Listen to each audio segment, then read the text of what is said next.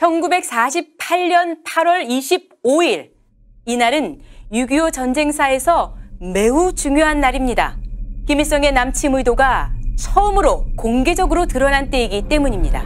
이날 북한 해주에서 이른바 인민대표자 대회가 시작됐습니다. 열흘 전인 8월 15일 대한민국 정부가 수립되자 김일성은 남한에서 선출된 좌익 대표 1000여 명까지 해주로 소집해 우리가 통일정부를 만든다는 선전을 하려 한 것입니다. 이 대회의 최대 이슈는 같은 해 4월 제주 4.3 사건을 일으킨 뒤 월북한 김달삼이 가지고 간 인민유격대 투쟁 보고서였습니다. 남한은 제주 사건에 꼼짝 못할 정도로 무기력하다. 남한 유권자 850만 명 중 700만 명이 조선 최고인민회의 대의원 선거에 참여한 것은 공산주의 통일을 원하는 것이다. 보고서를 보고 김일성은 무력 통일에 자신감을 얻었습니다.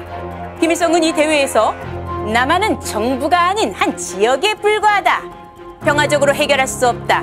오직 무력으로 점령해 통일하겠다. 라는 강령을 발표했습니다.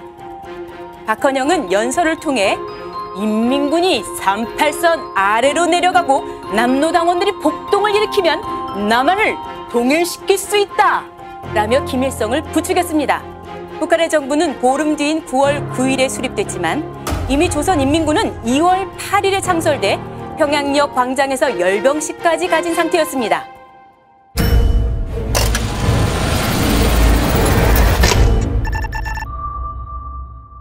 이날부터 북한의 인민유격대가 38선 도발을 시작했습니다. 인민유격대는 월북한 이남 출신 좌익 청년 2,450명을 강동정치학원에서 집중 훈련시켜 만든 조직입니다. 박헌영은 1950년 3월 28일까지 10번이나 이들을 수백 명 단위로 침투시켜 국군과 게릴라전을 벌이게 했습니다. 1년 반 이상 국지적 총격전에 시달린 국군과 국민들은 싸움은 항상 있는 것으로 알고 무감각해졌고, 이는 6.25 전쟁 초기 잘못된 상황 판단으로 작전에 큰 지장을 불러왔습니다.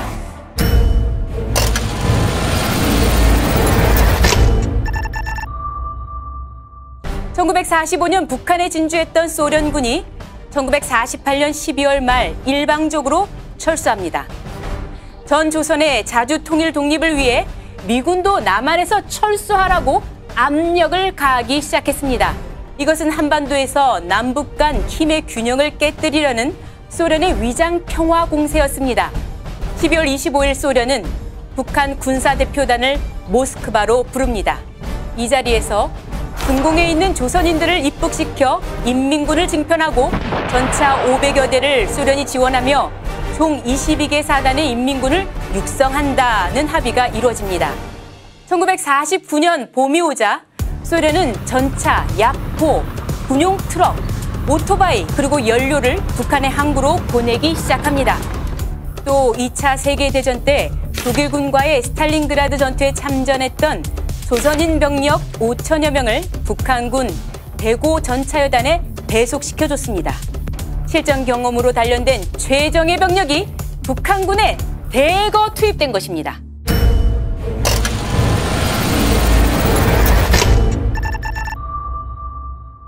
(1949년 3월 5일) 김일성은 직접 모스크바를 찾아가 소련 수상 스탈린을 만납니다. 남침 승인을 요청하기 위한 것입니다. 이때 김일성은 이미 남침을 위한 구체적인 계획을 세워놓고 있었습니다. 그렇지만 스탈린은 38선은 미국과의 합의하에 그어진 국경선이며 북한군이 남한에 절대적으로 군사적 우위를 확보하지 못하는 한 공격해서는 안 된다고 거절합니다. 그러나 소련의 말과 행동은 달랐습니다. 스탈린은 이때부터 전투기 100대, 폭격기 30대, 정찰기 20대를 북한 공군에 지원합니다. 남침 직전까지 북한 공군은 당시 세계 최신의 전투기인 야크기 등 211대의 공군기를 소련에서 지원받았습니다. 한국 공군은 연락기 22대만 가지고 있었습니다. 이것은 당시 북계군이 소련에서 군사 훈련을 받는 장면이다.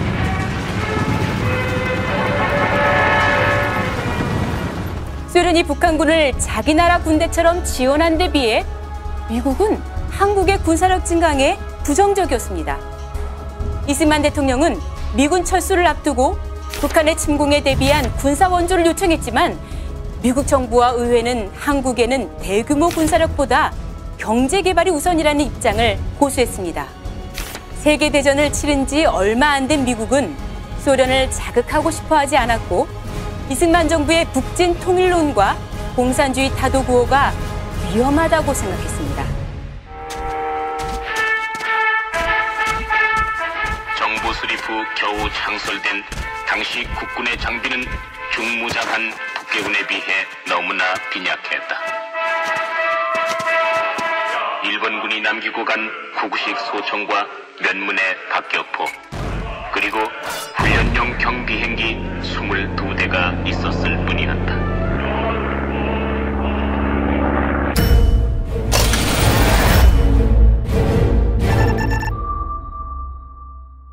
북한과 중공의 이른바 조중회담에 따라 중공군 166 사단과 165 사단이 북한에 들어가 북한군에 편입됩니다. 같은 해 7월부터 1950년 5월까지는 독립 제15사단과 중공군의 한인 5만여 명이 북한군으로 들어갔습니다. 이들은 8년간의 일본과의 전투, 4년간의 국공내전으로 사격과 소대 공격, 백병전에서 월등한 전투력을 갖추고 있던 정예병이었습니다.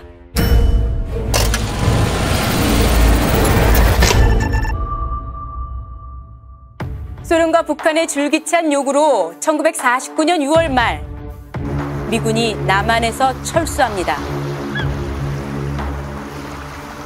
다음 달 북한은 조국 보위후원회라는 조직을 만들어 17세부터 40세까지 270만 명의 전 인민에 대한 강제 군사훈련을 시작했습니다. 모든 국가적 역량을 전쟁을 위해 집결시키는 전시동원 체제를 본격화한 것입니다. 농민들에게는 애국미라는 명목으로 곡식 헌납을 강요했습니다. 이해 말까지 48,400여 가마를 거둬들여 군량미를 비축하고 군사장비 구입비로 썼습니다.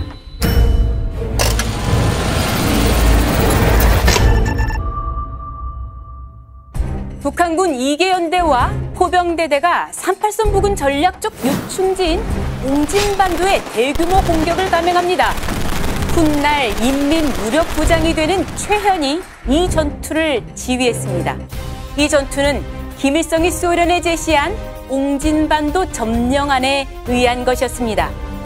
김일성은 미군이 남한에서 철수한 이상 38선은 이제 의미가 없다며 남한에 대한 전면 공격 또는 최소한 옹진반도라도 점령하겠다는 계획을 소련에 밝혔던 것입니다.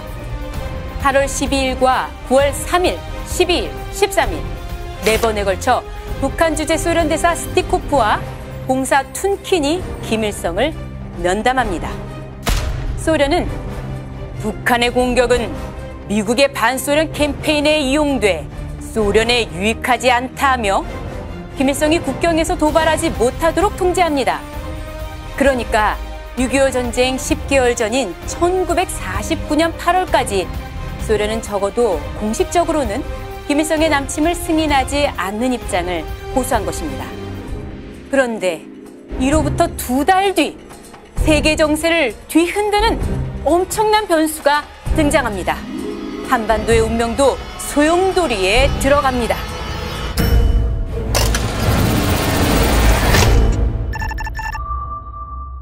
소련 스탈린이 김일성의 남침 계획을 불허한 지 불과 2달이 지나지 않아 전 세계 정세를 뒤흔드는 엄청난 사건이 벌어집니다. 모택동의 중국 공산당이 장개석이 이끄는 국민당과의 국공내전에서 4년 만에 최종 승리한 것입니다. 한반도는 바로 인접한 소련과 중국 2개의 초거대 공산 정권의 영향권으로 들어갑니다. 모택동이 중국 대륙을 장악하고 미국이 개입하지 않은 이 사실은 자나 깨나 적화 통일을 꿈꾸던 김일성의 야욕에 기름을 붓는 사건이었습니다.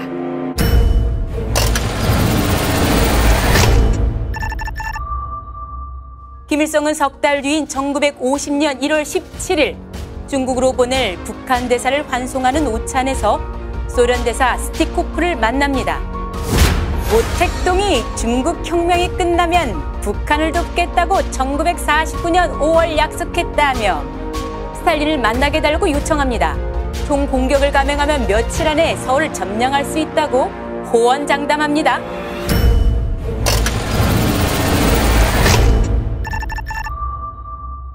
마침내 소련 정권도 태도를 바꿉니다. 스탈린이 김일성의 무력 통일 계획에 적극 찬성한다는 뜻을 밝히고 한반도의 대규모 군사작전 준비를 승인합니다. 그에게는 두 가지 속셈이 있었습니다. 만약에 모택동의 중국이 미국의 접근에 우호 관계가 되면 소련의 큰 위협이라고 판단했습니다. 한반도에서 미국과 중국이 무력 충돌하면 그런 걱정을 덜 수 있고 중국의 군사력도 약화시키는 효과가 있을 걸로 본 것입니다. 둘째는 유럽 문제였습니다. 스탈린은 2차 세계대전 후 유럽 공산화에 총력을 기울였습니다. 그러자 미국은 마샬 플랜을 통해 유럽 경제를 재건하고 북대서양조약기구 나토를 결성해 소련을 견제하고 있었던 것입니다. 소련은 미국의 힘을 유럽에서 다른 곳으로 분산시켜야 할 필요가 있었던 것입니다. 꿈에도 그리던 남침 허가를 받아낸 김일성은 3월부터 남한이 북침할 가능성이 높다는 유언비어를 퍼뜨렸습니다. 38성 5km 내에 살던 주민들을 후방으로 보내 전쟁 준비에 박차를 가합니다. 북한 민족보위성과 소련 군사고문단의 주도로 총기, 탄약, 전투기 등 전쟁 무기는 물론 전쟁 기간에 필요한 기름까지 모든 준비를 5월 말까지 완벽하게 끝내게 됩니다. 또한 북괴 지상군의 규모는 총 22개 사단으로 10만 병력의 남한보다 2배나 됐으며 그들은 모든 준비를 갖추고 김일성의 남침 명령만을 기다리고 있었다.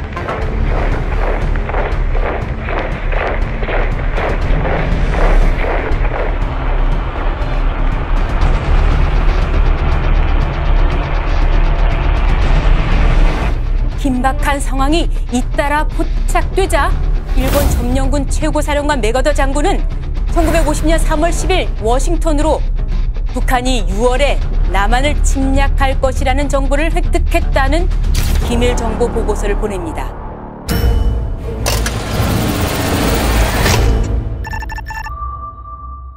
김일성이 박헌영과 함께 3월 30일부터 4월 25일까지 소련을 방문합니다. 스탈린은 이들에게 이런 작전 지침을 내리게 됩니다.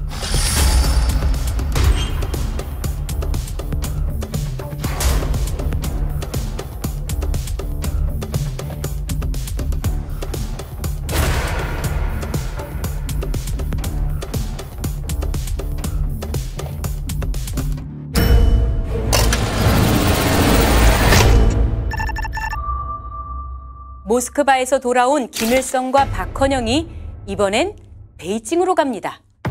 스탈린이 남조선 해방 계획에 동의했다고 하자 의심 많은 모택동은 사실 확인을 요구합니다. 다음 날인 5월 14일 스탈린은 이런 전문을 중국에 보냅니다.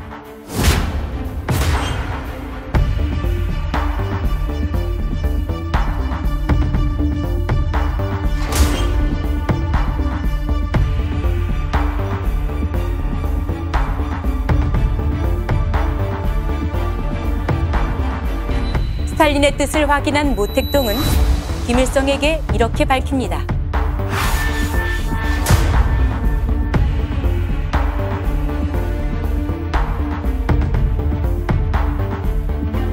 이렇게 공산주의 진영 최고위급에서 이루어졌던 내밀한 움직임이 어떻게 세상에 밝혀지게 됐을까요? 소련 붕괴 2년 반이 지난 1994년 6월 2일 김영삼 대한민국 대통령이 모스크바를 방문해 보리스 옐친 러시아 대통령과 회담합니다. 회담 후 옐친은 검은 서류 상자 하나를 건넵니다. 상자에는 300여 종의 공문서 사본이 들어있었습니다. 1949년 1월부터 1953년 8월까지 소련 외무부와 북한 외무성 간에 오고 간 전문, 소련 공산당 중앙위원회 회의록 등 6.25 전쟁 발발의 진실을 규명할 극비 자료들이었습니다.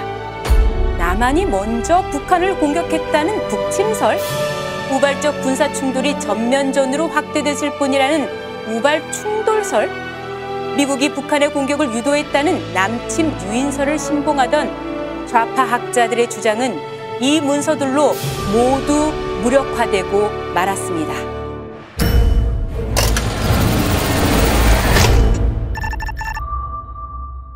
우리 민족의 역사에 결코 잊혀지지 않을 1950년 6월, 스탈린과 모택동에게 남침 계획을 승인받고 5월 말까지 전쟁 준비를 모두 마친 김일성은 무슨 일을 꾸미고 있었을까요? 6월 7일, 북한이 평화적 조국 통일 호소문을 발표합니다. 평화 통일을 위한 남북 총선거를 8월 5일부터 8일까지 실시하고 이를 위해 6월 15일부터 17일까지 남북 민주주의 정당과 사회단체 대표자 회의를 해주나 개성에서 열자는 것이었습니다.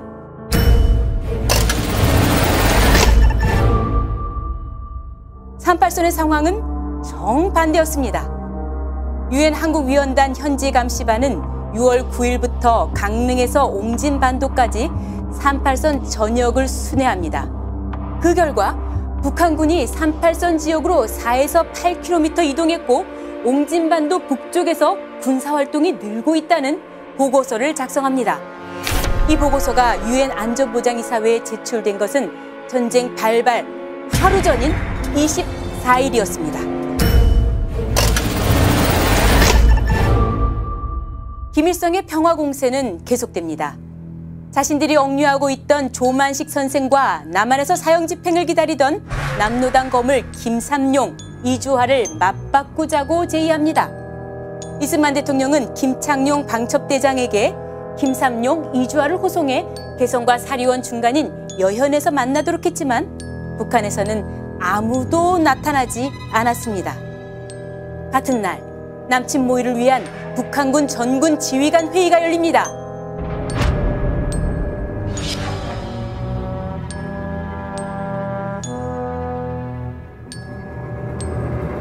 이날 강릉 8사단장인 이형군 준장은 서해를 통해 침투해온 인민군 유격대 공작원들을 붙잡아 조사합니다.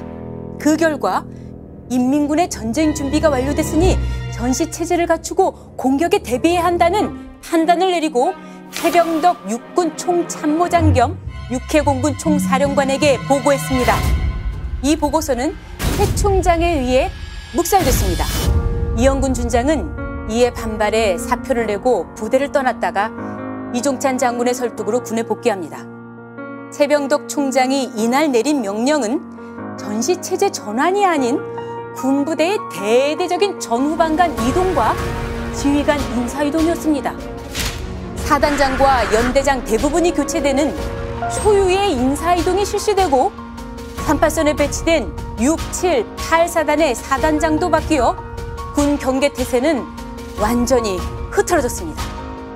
이연대는 수도 4단에서 춘천 6사단으로 이동 명령을 받고 서울에서 홍천으로 옮기느라 정신이 없는 상태에서 6.25 전쟁이 터졌습니다. 의정부 7사단의 예비연대로 배속된 25연대도 갑작스런 이동 명령에 의정부로 가기도 전에 전쟁이 터져 수도 방어의 핵심인 7사단은 예비연대도 없는 상태에서 북한군 주력 부대의 공격을 받았습니다.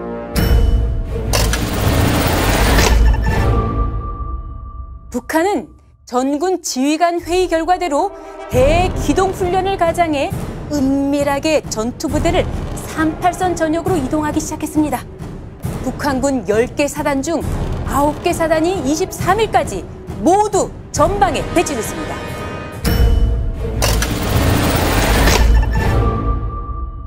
김일성은 북한 주재 소련 대사 스티코프를 통해 6월 말 개전에 대한 스탈린의 최종 승인을 받았습니다.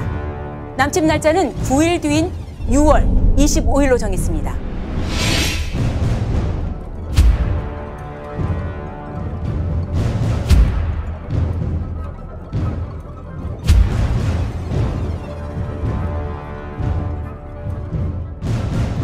김일성은 8.15 해방 5주년 기념식을 부산에서 성대하게 치르겠다는 속셈을 갖고 있었습니다. 6월 25일부터 하루 평균 10km씩 50일간 진격하면 8월 15일이면 한반도 적화가 완료된다는 계산을 한 것입니다. 사흘 뒤 북한은 남북 국회에 의한 통일 정부를 수립하자고 제안합니다. 남한이 동의한다면 이틀 뒤인 6월 21일 서울이나 평양에서 남북한 국회 대표들이 만나자는 것입니다. 같은 날 인민군 전사 2명이 잇따라 귀순합니다.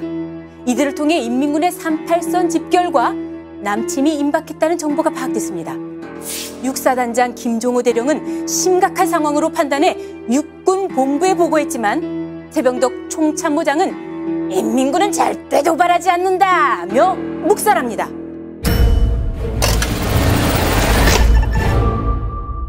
다음 날 이명신 상공부 장관이 이승만 대통령을 면담합니다. 남침설로 뒤숭숭했던 3월부터 북한 군부대의 동태를 정탐하고 돌아온 민간 요원 12명이 이런 보고를 했다는 것입니다.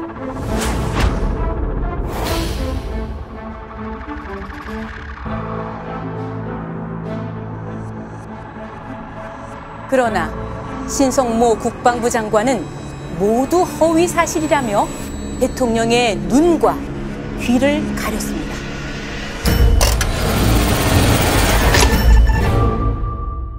북한군 각 사단장 앞으로 남침 전투명령 제1호가 하달됩니다.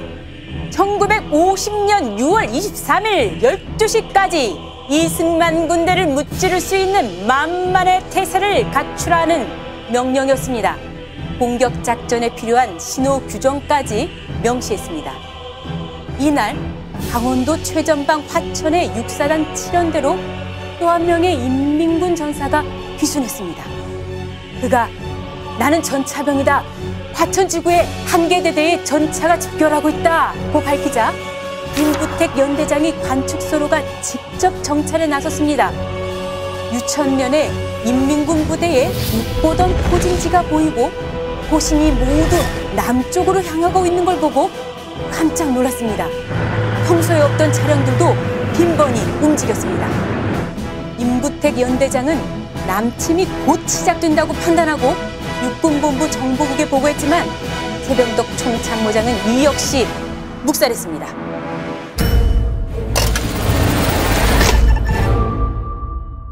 (6월 24일이) 시작되는 자정을 기해 전군에 내려졌던 비상경계령이 해제됐습니다. 당시 국군은 5월 1일 노동절 시위를 전후로 26일간, 이대 총선이 치러진 5월 30일 전후로 25일간, 그리고 북한이 조만식 선생과 남로당 우두머리 이주와 김삼룡을 교환하자고 제의한 6월 11일부터 13일간 비상경계령을 유지했던 것입니다. 장병들의 휴가가 통제된 상태에서 비상경계령이 3번이나 반복됐지만 곧 일어난다던 전쟁이 일어나지 않자 결국 남침 하루를 앞두고 비상경계령을 해제하고 만 것입니다. 토요일인 이날 아침, 많은 장병들이 미뤄뒀던 휴가를 떠났습니다. 외출과 외박을 떠난 장병도 많았습니다. 대부분의 부대가 많게는 3분의 2, 적게는 절반 정도 병력만 겨우 남아 있었습니다. 남아있는 장병들도 긴장이 풀린 상태였습니다. 6.25 전쟁 배티고지의 영웅으로 불리는 김만술 소위는 이날 상황을 이렇게 기록했습니다. 1950년 6월 24일 토요일, 후덥지근한 습기가 몰고 온 회갈색 구름이 하늘에 얼룩져 널려 있었다. 불쾌한 바람이 살갗을 스치고 지나갔다. 3개월 만에 외출 허가. 부대에 내려졌던 비상으로 기대하지 않았던 외출이 어수선한 상황에서 주어진 것이라 날씨조차 개운치 않았다. 3개월 만에 외출. 무엇을 할까? 그런데 어째서 갑자기 외박 허가가 나왔을까? 북한군 지휘관들은 일제히 위장을 하고 38선 근처에서 지도를 들고 전방을 관측하고 있었습니다. 관측 장교들이 지휘관들에게 지형과 국군의 부대 배치, 병력을 설명했습니다. 육군본부 상황실은 22일과 23일에 획득한 첩보를 분석하고 적의 활동이 매우 활발하다는 것을 우려하고 있었습니다. 이때 7사단으로부터 인민군 군관들로 보이는 1단의 무리가 울측을 향하여 지형 정찰을 하는 것 같다는 보고를 받고 북한군의 전면 공격이 임박했다고 판단했습니다. 오후 2시 장도영 육군본부 정보국장이 최병덕 육군 총참모장을 만납니다.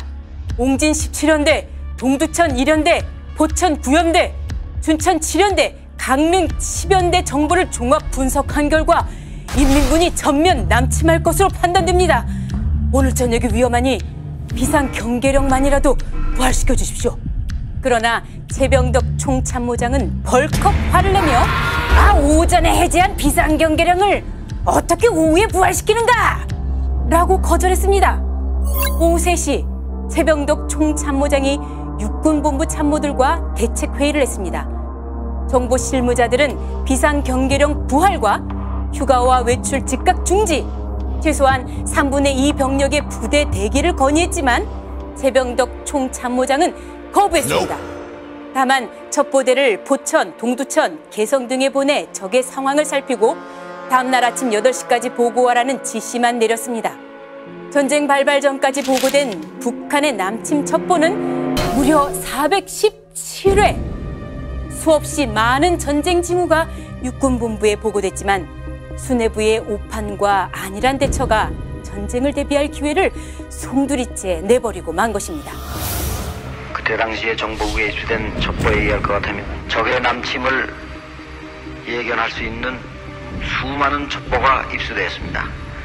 우리들은 경무대는 물론 군수뇌부에 대해서 계속 적의 남침이 50년 5, 6월경에 있을 것이라 하는 것을 수차 경고한 바 있으며, 그러나 여기에 대해서 그때 당시에 정부는 물론 군수뇌부도 이것을 전혀 믿지 않고 거기에 대한 대비를 않고 있었던 것입니다. 저녁 6시 육군참모학교 구내에 새로 만들어진 장교구락부 개관연회가 시작됐습니다. 최병덕 총참모장과 육군본부 국장, 실장, 각 사단장과 서울지역 부대장, 주한미군 고문단 50여 명 등 군 핵심 지휘관과 참모들이 한자리에 모여 밤 늦게까지 연회를 즐겼습니다.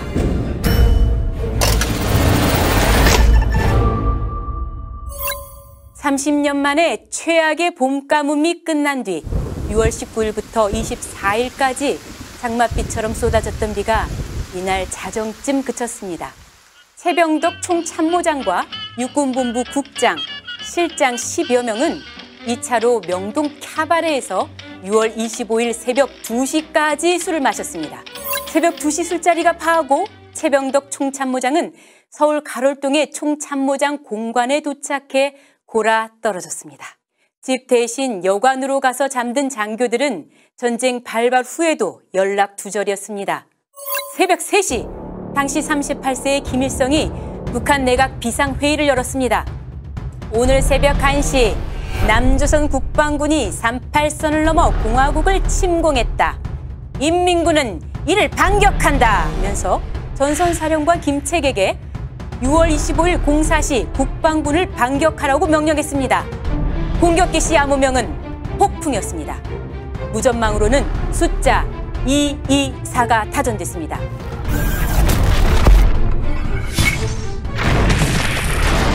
새벽 4시, 마침내 전쟁이 시작됐습니다. 포격 개시 명령과 함께 38선에 배치된 북한군 포구가 남쪽을 향해 불을 뿜었습니다. 211대의 전투기, 256대의 탱크, 176대의 자주포, 툭 터진 저수지의 물길이 논밭을 덮치듯 국군과 비교할 수도 없는 압도적 전력이 일제히 밀고 내려왔습니다. 전쟁이 터지자마자 240km에 걸친 38선은 흔적도 없이 사라지고 말았습니다. 북한군 2사단이 122mm 곡사포를 쏘자 졸고 있던 6사단 7연대 2대대 6중대장 정영삼 중위는 평소 들리던 박격포가 아닌 곡사포 소리에 놀라 상부에 보고했습니다. 새벽 5시 10분 임부택 춘천 7연대장이 최병덕 총장에게 급히 전화를 걸었으나 부관 라엄광 중위는 총참모장이 자고 있다며 바꿔주지 않았습니다. 아침 6시 육군본부 일직사령이 총장 공관으로 달려가 북한군 전면 남침을 알렸습니다. 그제서야 육군본부 국장들에 대한 소집 명령이 내려졌습니다.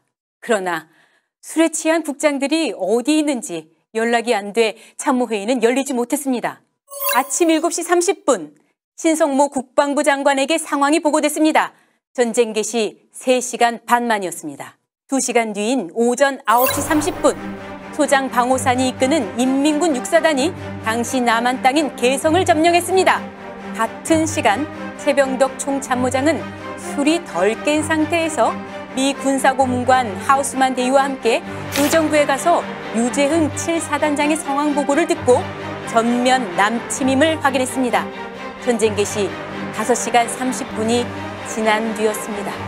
40분 뒤인 10시 10분 일요일을 맞아 창경궁 비원 반도 연못에서 낚싯줄을 던지던 이승만 대통령이 북한군의 남침을 보고받았습니다. 이 대통령이 신성모 국방장관을 큰 소리로 나무라자 그는 엉뚱하게도 네! 오늘 새벽 4시에 38선 전역에서 북한군이 대거 남침했습니다. 그러나 수일 이내로 평양을 향한 각하의 명령을 받으려고 합니다. 라고 말했습니다. 국무회의가 긴급 소집됐습니다. 최병덕 총참모장은 저게 전면 남침이 아니라 붙잡힌 공비두목 이주화와 김삼룡을 살려내기 위한 책략 같으며 남쪽의 부대를 즉시 출동시켜 반격하여 격파하겠다 라고 보고합니다. 오전 10시 서울 중구 초동에 있던 수도극장에는 영화 애원의 섬을 보려고 관객들이 줄지어 서 있었습니다. 오전 11시 인민군 3사단이 포천을 점령했습니다. 같은 시간 평양방송은 국방군이 북침해 인민군이 반격 중이다. 전쟁의 모든 책임은 남조선 측에 있다. 현재 남조선 측의 북침을 격퇴하고 반격으로 넘어갔다. 라고 방송했습니다. 오후 1시 동대문 서울운동장에서는 10,000명 넘는 관객이 모인 가운데 연세대와 고려대의 제3회 전국대학 축구선수권대회 결승전이 시작됐습니다. 1시 35분 김일성은 방송으로 남한이 우리의 모든 평화통일 제의를 거절하고 오늘 아침 옹진반도에서 해주로 공격해왔으며 이는 우리의 반격이라고 하는 중대한 결과를 가져왔다 라고 선전했습니다. 북한군 장병 대부분과 북한 주민들은 지금까지도 남한이 먼저 공격해 북한이 자위권을 행사한 것으로 속고 있습니다. 이날 육군본부 보도과장 김현수 대령은 국군 17연대가 해주를 점령하고 38선 이북으로 20km를 북진했다고 거짓 방송을 했습니다. 국군의 사기를 높이고 국민을 안심시키기 위한 것이었습니다. 그러나 옹진반도의 국군 17연대는 물밀듯 밀려오는 인민군 전차에 이미 무너진 상황이었습니다. 이 방송은 국민들에게 혼란과 불신을 불러왔고 이후 남한이 먼저 북침했다는 북한의 주장에 근거로 악용됐습니다. 오후 3시 개성으로부터 13km 거리에 임진강이 점령됐습니다. 국군의 주력 6개 사단, 총 44,000명이 이로부터 사흘 만에 괴멸됐습니다. 전차와 자주포를 멈추게 할 무기도 없는 상태에서 병사, 분대장, 소대장, 중대장들은 특공대와 결사대를 조직해 박격포탄과 수류탄 뭉치 그리고 화염병을 들고 육탄 공격으로 나라를 지켰습니다. 그러나 44,000명의 병력이 사흘 동안 모두 산화하고 말았고 수도 서울은 남침 개시 사흘 만인 6월 28일 함락되고 말았습니다. 사랑하는 내 아이야. 공산화 직전까지 몰렸던 대한민국은 국군과 유엔군 17만 명의 숭고한 희생을 토대로 기적적으로 회생했습니다. 지금 우리가 자유의 공기를 마시고 있는 것은 이름 없이 빛도 없이 나라를 위해 쓰러져간 이들의 생명값입니다. 그 터전 위에서 전 세계가 선망하는 대한민국을 건설한 우리는 다시는 쓰라린 전쟁이 일어나지 않도록 그때의 역사에서 교훈을 배우고 자유민주주의 대한민국을 철통같이 지켜내야 할 것입니다.